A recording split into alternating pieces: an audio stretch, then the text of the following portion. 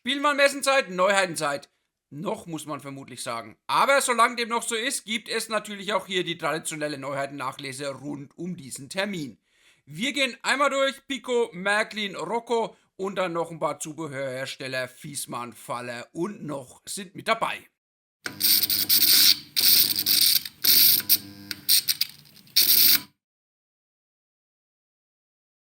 Das erste Modell, das meine Aufmerksamkeit erweckt hat, ist eine Baureihe 140. Jetzt nicht so die klassische Epoche 5-6 Maschine, außer sie ist eben in Pressblau. Und deshalb mögen wir, glaube ich, alle die Pressnitztalbahn, weil sie es uns ermöglicht, alte Loks auf unseren modernen Anlagen einzusetzen. Und das Blau steht gefühlt allen Oldies, die die Presse im Einsatz hat. Und die Dampfloks, die sie betreiben, haben sie ja zum Glück in Schwarz gelassen. Ich bin ja eigentlich ein Freund des Vectron-Bausatzes von Rocco, bei der North Rail könnte ich aber auch bei Pico schwach werden. Bei den Dual-Mode-Vectron kommen Farbvarianten. Einer in Verkehrsweiß, da dürfte dann ein ICE-L auch nicht mehr weit sein. Mein Beuteschema ist es nicht, Personenzüge sind hier ja eher die Ausnahme. Und ein weiterer für die GD Cargo. Man kann sich vom Bild hier leider nur schwer vorstellen, wie am Ende aussehen wird, da Pico nur eine CAD-Zeichnung in den Prospekt gepackt hat. Das Internet sagt aber, der wird weiß sein und lediglich Logos auf Stirn und Seite tragen. Also anders als üblicherweise bei den Tschechen keine blaue Grundfarbgebung haben.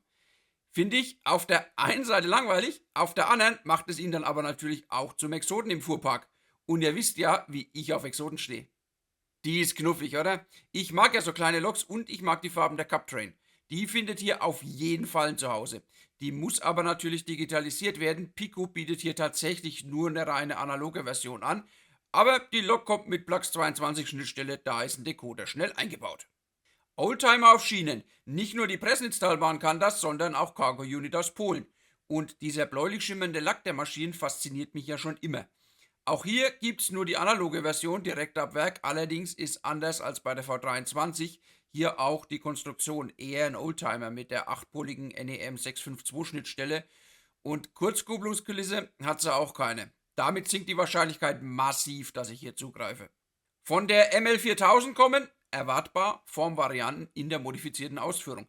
Pico ist ja mittlerweile sehr gut darin, Werkzeuge zu bauen, die einfache Formvarianten zulassen und hier ist es nicht anders. Die schwere Frage ist, welche Variante man sich anschafft, denn alle drei haben sich ja über die Jahre individuell entwickelt. Und ich habe ja niemanden mehr, der die andere Variante kauft und man dann quasi in der Familie zumindest zwei hat.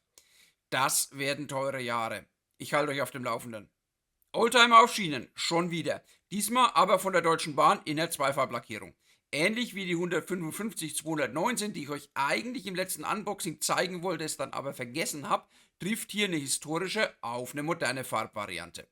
Ozeanblau-Beige geht eigentlich immer, Verkehrsrot, nun ja. Wenn man aktuelle Bilder der Lok sieht, ist man echt schockiert, wie die mittlerweile wieder aussieht, obwohl sie erst 2024 diesen Anstrich erhalten hat.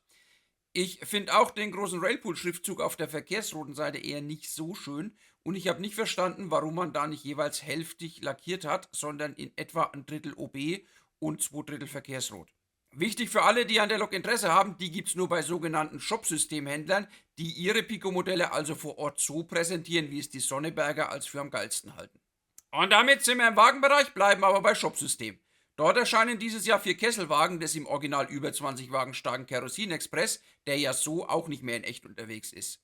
Wer damals bei B-Models nicht zugeschlagen hat, hier ist jetzt die Gelegenheit, zumindest ein paar Wagen zu ergattern, die im auffälligen DHL-Gelb natürlich ein toller Farbtupfer in der sonst grau-schwarz-weißen Kesselwagenwelt sind. Für mich als Besitzer des kompletten B-Models Zug wäre eigentlich nur der mit gepatchten DHL-Logos interessant. Da es den aber nur im Doppelpack mit einem gibt, der die DHL-Logos noch hat, kommen wir hier eher auch nicht zusammen. Bleiben zwei T3000E, ansonsten hat mich bei den Wagen tatsächlich nichts angesprungen. Beide in DB-Rot, beide mit Herper-Modellen beladen, die schon auf den Bildern schief in den Taschen stehen und die von der Detailverliebtheit bei Weiben nicht an die Sattelanhänger von Kombimodell rankommen. Klar, da kommt dann ein Anhänger auf geschmeidige 35 Euro, dafür ist dann auch jedes Detail dran. Gleichzeitig kannst du mit den mitgelieferten Aufliegern nichts anfangen. Da wäre es mir lieber gewesen, man hätte weiterhin auch unbeladene Varianten gebracht. So findet man bei mir hier eher keinen Abnehmer. Bei Märklin bin ich direkt bei den MHI-Sachen hängen geblieben, auch wenn das nichts für mich ist, ich kann es ja nicht fahren lassen. Aber ich mag die klassischen F-Units und in Denver und Rio Grande sieht die halt echt schick aus. Und Ich stehe ja so ein bisschen auf Retrokram, unter anderem bei Verpackungen, und daher holt mich das Komplettpaket hier voll ab mit der F7, den 4 klassischen Boxcars und natürlich dem Caboose aus Blech und das Ganze in der schicken 50er Retro-Verpackung. Vielleicht hole ich mir den einfach für die Galerie. Wir bleiben mal bei MAI, denn hier erscheint auch ein Wagenset mit 4 bereits werkseitig gealterten Wagen. Zweimal Rolldach, einmal Teleskophaube und ein offener Rungenwagen mit Beladung. Klar, die muss man im Original sehen, werkseitige Alterungen können ja mal so und so ausfallen, aber die sind auf jeden Fall interessant. Auch das ist ein interessanter Wagen, der Platz bietet für vielfältige Beladungen. Ich kann jetzt nicht sagen, ob er auf dem genau gleichen Vorbild basiert wie der von NME und ob die Nachbildung der Holzbohlen an diesen rankommt, aber er kostet halt auch fast die Hälfte. Den mit Beladung habe ich nicht verstanden. Beim Aufzählen der Features des Wagens kommen sie aus dem Schwärmen über die zahlreichen Details nicht raus. Und dann stellen sie Metallklumpen von Schuko drauf? Das erinnert leider ein bisschen an manche US-Bahner, die kein Problem damit haben, dass neben ihrer hochgezüchteten Scale-Trains-Lok irgendwelcher Metallschrott von First Gear steht. Die 2024er Neuheit kommt jetzt in der Farbvariante für die Epoche 6 und mit Einholmstromabnehmern.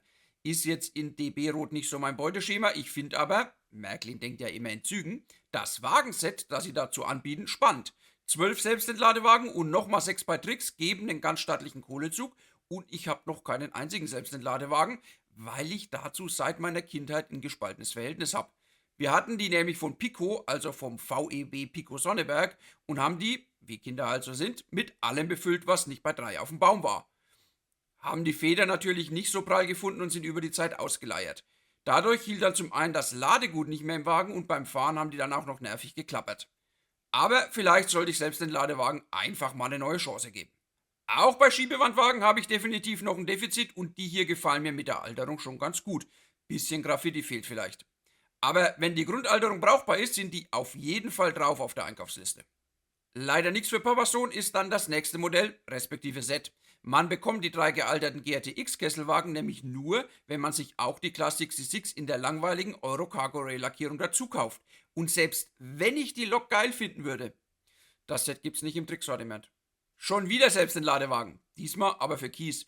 Die sind mir ins Auge gesprungen, weil sie zum einen in 3 verschiedenen Farben kommen und dann vor allem auch in für Güterwagen eher ungewöhnlichen Farben. Nämlich nicht braun, hellbraun und dunkelbraun, sondern blau, gelb und grün. Da griff wieder der Exodendetektor. Vascosa aber weder in blau noch in orange, sondern in grau. Und ich brauche ja immer ein paar Schimmels, die füllen in den Lindenboxen gern mal Lücken, die sich mit vielen anderen Wagen nicht schließen lassen. T3000E mit Märklin-Werbebeladung brauche ich nicht. Den grünen Luxemburger nehme ich aber. Wohl auch gleich zweimal, einmal von Märklin, einmal von Trix. Interessant fand ich da, dass bei Trix die Sattelauflieger dann so bedruckt sind, wie es das Vorbildfoto zeigt, während beim Märklin die alte Logo-Variante erscheint. Auch interessant, Rocco wird ebenfalls den grünen T3000E mit Mars-Logistikaufliegern bringen. Das Projekt US-Modelle mit Bügelkupplungen geht auch 2025 weiter. Man hat sich offensichtlich auf Heritage-Lackierungen der Norfolk Southern versteift. Damit scheint man zumindest noch einen kleinen Markt zu erreichen, der scharf auf das durchnummerierte Echtheitszertifikat der 1500 Einheiten bei Märklin, respektive 300 bei Trix ist.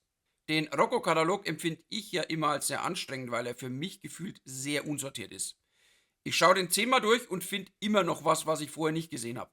Mal schauen, ob wir alles erwischt haben. Wir fangen mal an mit einem Vectron, diesmal im klassischen Shade Cargo Design.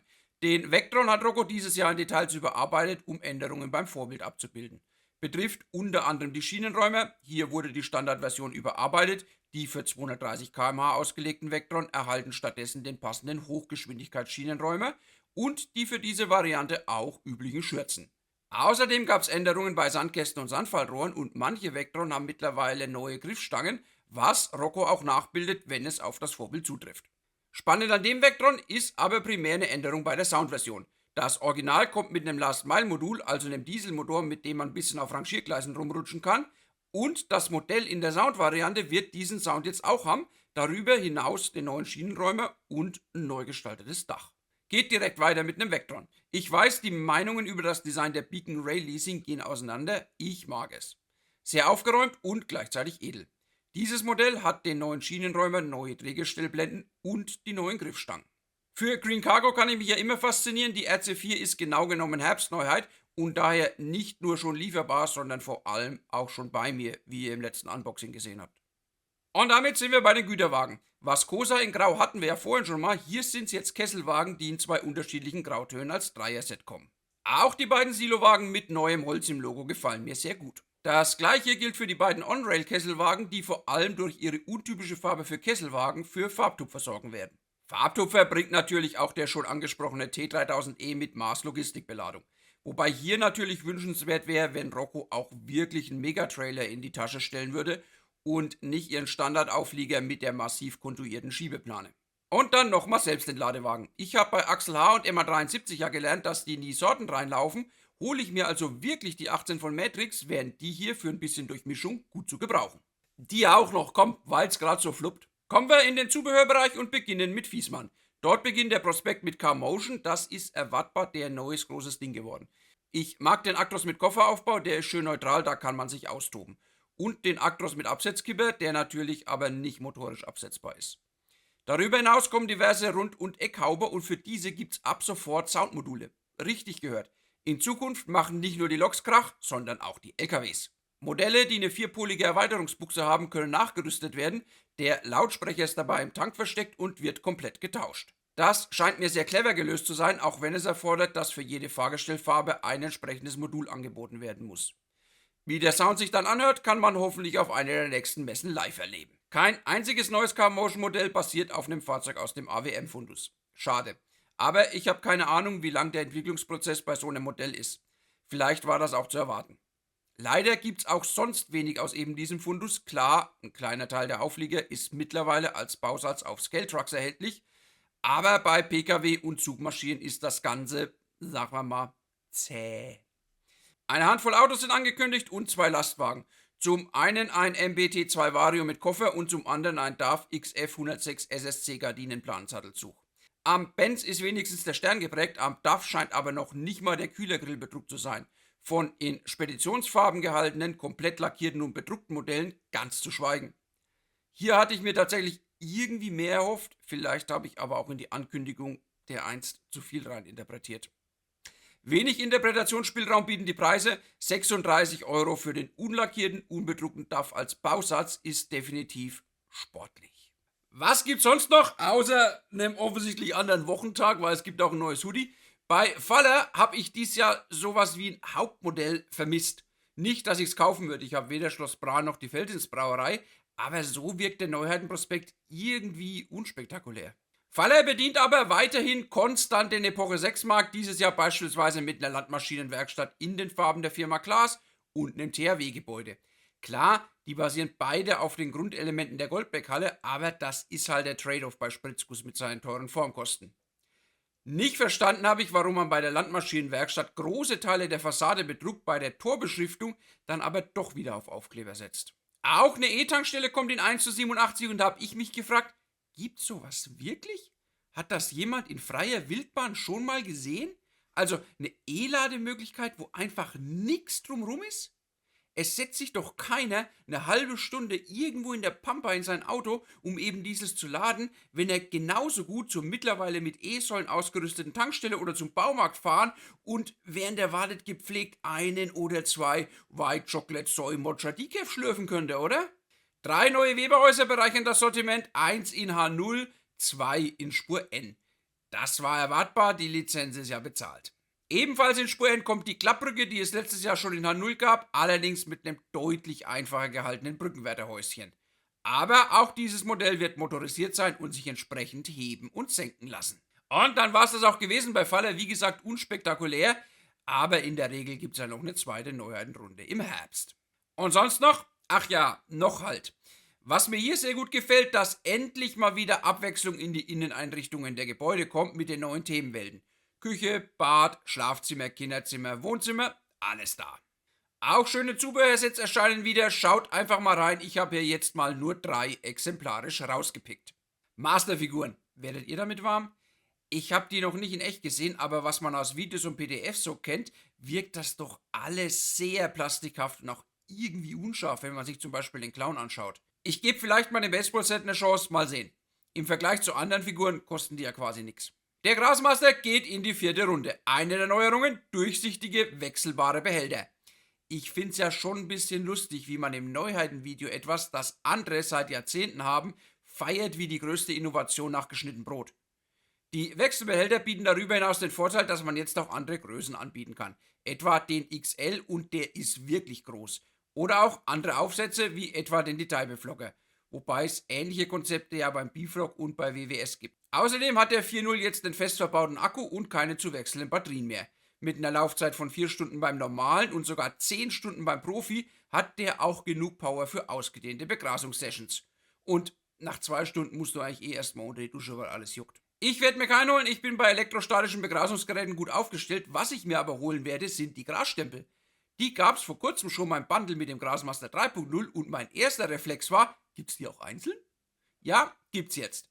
Klar, kann man auch mit einem Pinsel machen, aber der Tupfen, den so ein Stempel macht, ist halt deutlich größer als eine Pinselborste und man wird damit sehr viel schneller ein tolles Ergebnis haben. Und dann war da noch Schloss Linderhof.